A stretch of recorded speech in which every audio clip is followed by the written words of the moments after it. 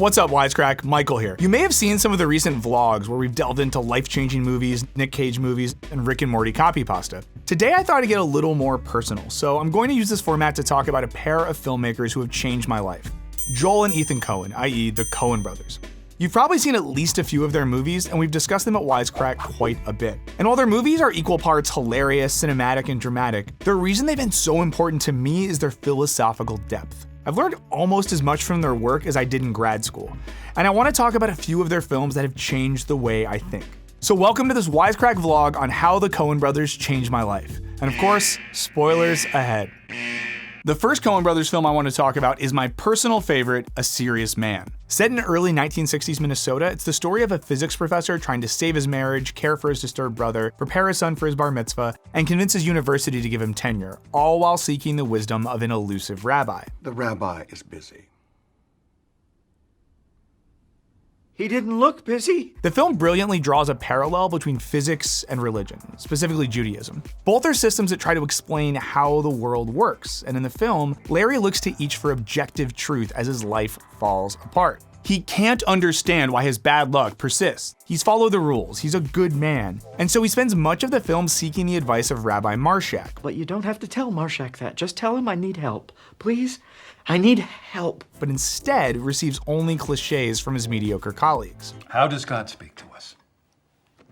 It's a good question. Larry never meets Marshak, but his son does, right after his bar mitzvah. All the revered rabbi can do is quote Jefferson Airplane lyrics and tell him to be a good boy. The irony here is magical. In the final moments of the film, Larry's luck seems to be looking up. Then tragedy strikes and things go very badly, very quickly. Listen, could you come by to discuss these x-ray results? So badly, in fact, that when I showed this film to a philosophy class when I was teaching, one student with a stunned look on his face looked at me and said, "Why did you make us watch that?" But that's precisely why I love the Coen Brothers. Their films can be truly upsetting on a deeply existential level. This film in particular leaves the audience questioning the point of any belief system that claims to offer certainty. Like properly Socratic filmmakers, they pose these hard questions without offering any easy answers. Instead, they create space for the viewer's own curiosity and desire for knowledge. With this film, the Coen Brothers taught me something important about the point of philosophy, that it should never try to give definite answers or provide any totalizing explanations. This, they suggest, will always end in failure and disappointment. Aristotle didn't say, philosophy begins in a complete mathematical understanding of reality. He said philosophy begins in wonder. The Coen Brothers get at that sense of wonder, albeit in a dark way. This film also particularly resonated with me because I grew up pretty religious and spent my early life trying to use theology to make sense of the world, much as Larry does. Eventually, I left religion behind and turned to philosophy, in which I sought the same certainty that Larry seeks in physics. But just like Larry, that certainty continued to elude me, and I was forced to face the possibility of a meaningless world. Luckily, a different Coen Brothers film would teach me how to creatively respond to a meaningless world. The Big Lebowski. In case you were too stoned the last time you watched it, The Big Lebowski is a noir-inspired film that follows the dude as he gets caught up in a web of trouble with a wheelchair-bound philanthropist, a gang of German nihilists, a hypersexual artist in need of adequate seed, and a pornographer named Jackie Treehorn. All the while he tries to keep his bowling team together and get his Credence tape back from his stolen car. And was there anything of value in the car? Tape deck, some Credence tapes. That might not sound like the plot of one of the most philosophically profound movies of all time, but The Big Lebowski presupposes the cosmic meaninglessness of a serious man and brilliantly explores two different ways of responding to it. On the one hand, we have the German nihilist, who cope with meaninglessness by making techno music, wearing black leather, tormenting people with ferrets, and setting up elaborate fake kidnappings. Niles.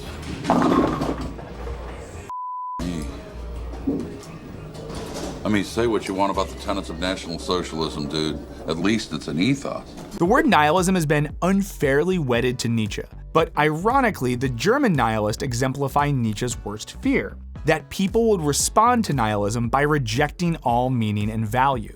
He believes in nothing. He believes in nothing, Lebowski, nothing. In Nietzsche's terminology, this type of nihilism is a denial of life. On the other hand, we have the dude, While he is not explicitly identified with nihilism in the film, the dude's lifestyle embodies Nietzsche's preferred response to nihilism, that is, the creation of value. In an apparently meaningless world for the dude that was Ronald Reagan's America, Is this him with Nancy? Yes, indeed. That is Mr. Lebowski with the First Lady, yes. it's up to us to create our own values. That's exactly what the dude has done. Unlike the German nihilist, the dude and his crew affirm what they enjoy.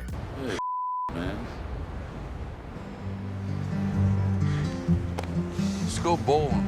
The Big Lebowski was so important to me because it showed me that a lack of religious or philosophical meaning doesn't necessarily equate to a meaningless life. In fact, it frees us to create our own meaning by affirming the things that we love. At the same time I became obsessed with The Big Lebowski, I was also getting into the writings of Soren Kierkegaard. Fittingly, Kierkegaard's philosophy is similar to Nietzsche's in that he's also responding to 19th century Europe's reliance on religion to provide meaning. For Kierkegaard, this meant that truth isn't something you read about or arrive at via rigorous intellectual gymnastics. Rather, the truth is something you do. That is, you don't affirm the meaningfulness of bowling by saying, "I like bowling."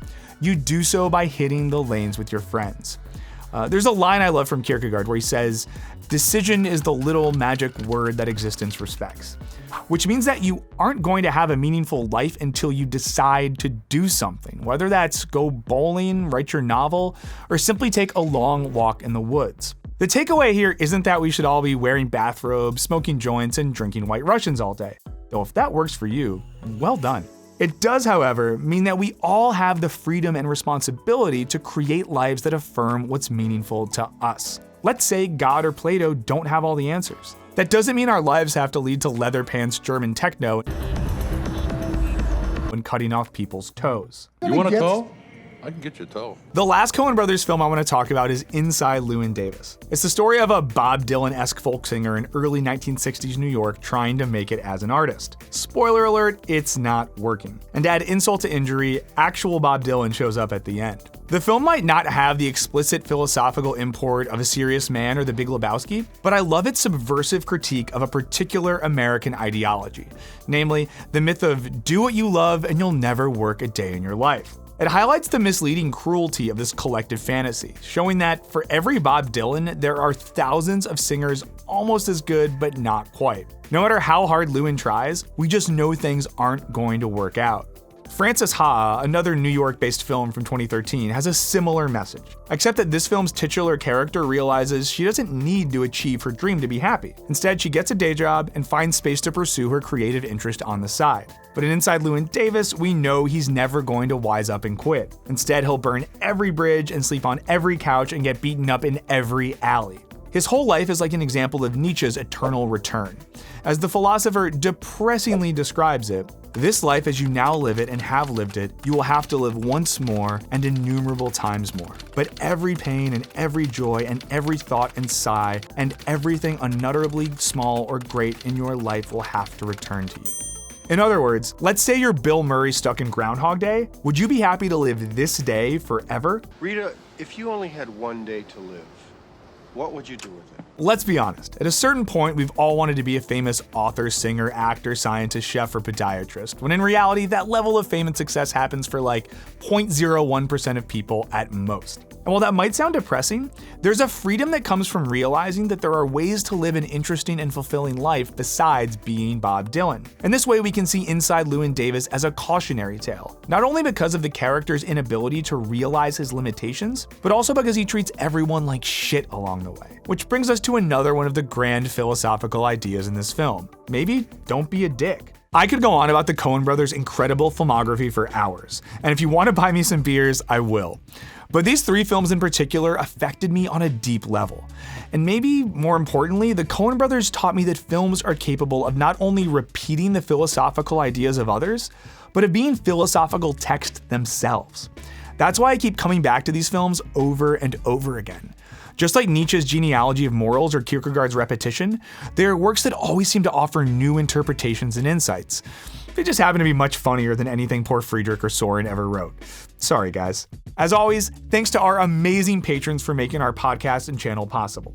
Go ahead and hit that subscribe button. And in this video, we've got no Kool-Aid to sell except our own. So 2 quick shameless plugs. First, in the next few weeks, we'll have a new show for you called The Good, the Bad, and the Brilliant. It'll have the regular Wisecrack crew reviewing the things we love, hate, and love even more about new shows and movies. So we hope you like that. We filmed episodes on The Mandalorian, the new season of Rick and Morty, and The Righteous Gemstones. Second, we've got articles. For the last 6 months, we've been publishing tons of stuff over at Medium about media, culture, and occasionally public restrooms. Some of the articles are so good, we even turn them into videos. So if you're craving more Wisecrack takes on The Good Place, John Wick, or shy pooping, head over to medium.com/wisecrack. We'll have the link in the description. Make sure to hit the follow button. We really need the validation. Thanks for watching, guys. Peace.